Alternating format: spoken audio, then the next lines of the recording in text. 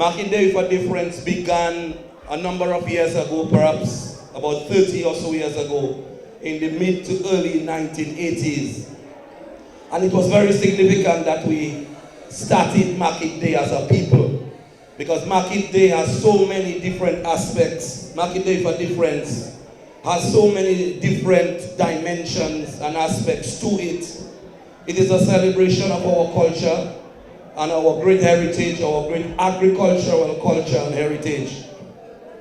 And I want to take some time off to salute all of the farmers and all of the vendors here with us after experiencing such a devastating disaster such as Hurricane Maria 1 year ago. It is in fact a miracle to see that we can be at the market today, Market Day for Difference, with such vibrant displays of our produce, our fresh produce.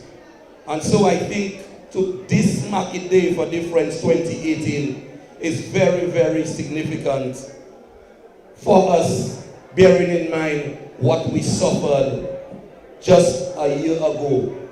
And that is what resilience is all about. When we speak about resilience, we do not only want you to think of resilience as a cliche term. We want every single member of the population, in whatever aspect or endeavor you are pursuing, to understand your role in resilience. Resilience is being able to bounce back the day after a disaster or one of those tropical storms or one of those meteorological events that will happen to us very frequently. And certainly we've been experiencing them almost every year if you want to take into consideration Tropical Storm Erica and right on its heels, Hurricane Maria. And so we must not only be ready in terms of our physical possessions and our physical structures, like our homes and our buildings and our properties, but we must be psychologically ready. It has to become a way of life. Resilience has to be how we live generally, not in the hurricane season, but throughout the year. The type of crops that we plant have to be able to withstand those ferocious hurricanes and natural disasters. We have to be able to go back into the field very soon, if not a day after those tropical and natural disasters, and be able to either go back to planting or being able to continue cultivating or be able to immediately harvest what is in the soil. So we have to choose our crops correctly. We have to be able to take those crops and add value to them, because the market for our fresh produce must not only be the local market. When we think resilience, we must not only think of our local and domestic consumption, which is very important, and which is why the Honorable Prime Minister, in his wisdom, when he changed the portfolios around, gave the Deputy Prime Minister the great responsibility of food production, being able to supply the population with the food that we need, especially after a natural disaster or a tropical occurrence in Dominica. And that's why the food aspect of the portfolio has to be highlighted, because it speaks about food production and it speaks about we being able to feed ourselves in any circumstance. And that's just the first aspect of the food aspect of the portfolio. But also too, from my point of view, from the trade aspect, it is also very important, because the rest of the region, especially the countries north of Dominica, depend on us so much for a lot of their food supply from our food production. Guadeloupe, Antigua, St. Martin, Anguilla, and further afield to the British Virgin Islands, and to a further extent the US Virgin Islands, depend tremendously on the food production in Dominica. So we must see also that aspect of food production.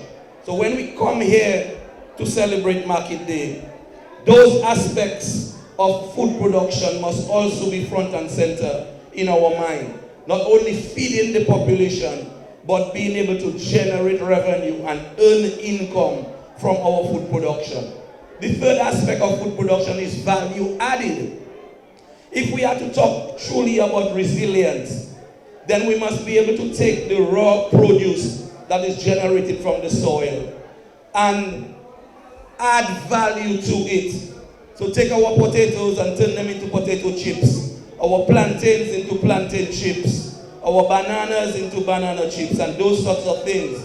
We must go on to think about things like breadfruit flour and dashing flour and those things, so that again, if a natural disaster disrupts our way of life, we will be able to bounce back the day after by being able to feed ourselves from our local production and not being absolutely dependent on foreign imports and waiting for the boats to come in so that we can feed the population.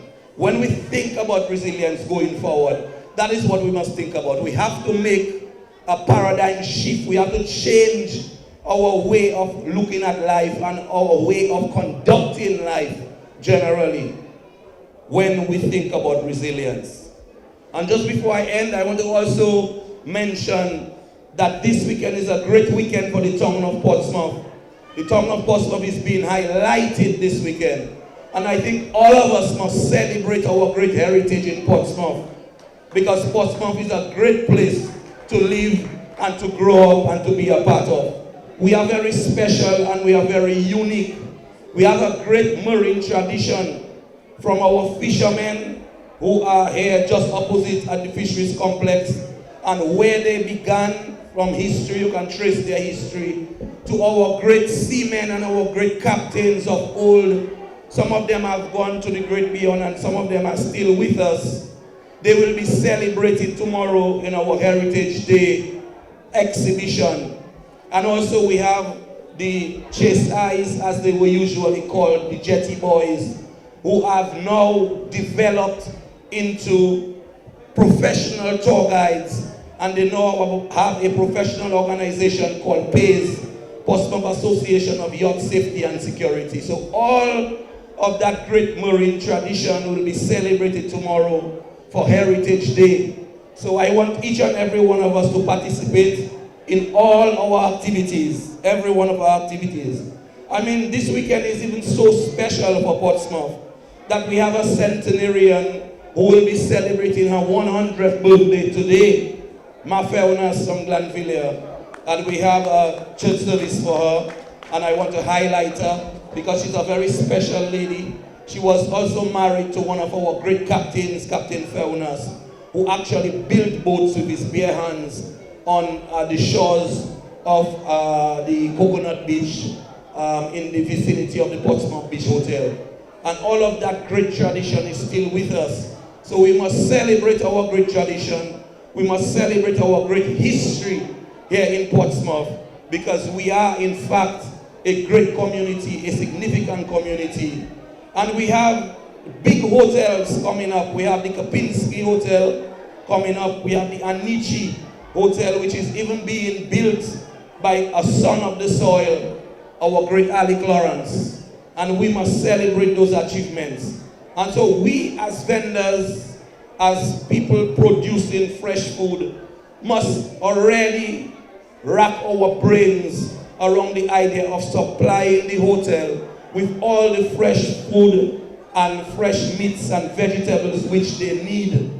Also in its primary form, meaning fresh fruits and vegetables, and also in its secondary form, meaning adding value to all of the products that we can supply to the hotel. Even things like fresh cut flowers and bouquets and all of those things will be needed by those hotels, and we are in a good position to be able to generate some business by supplying the hotel with all of the services that they will need. Even the market for tourists will become or should become a tourist attraction.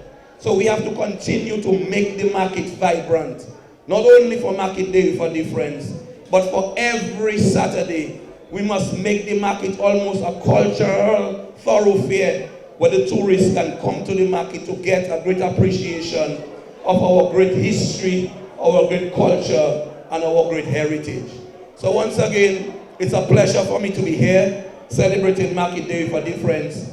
I hope we continue in the years to come to celebrate Market Day for Difference, because when we do, we are celebrating our great history, culture, and heritage. Thank you very much.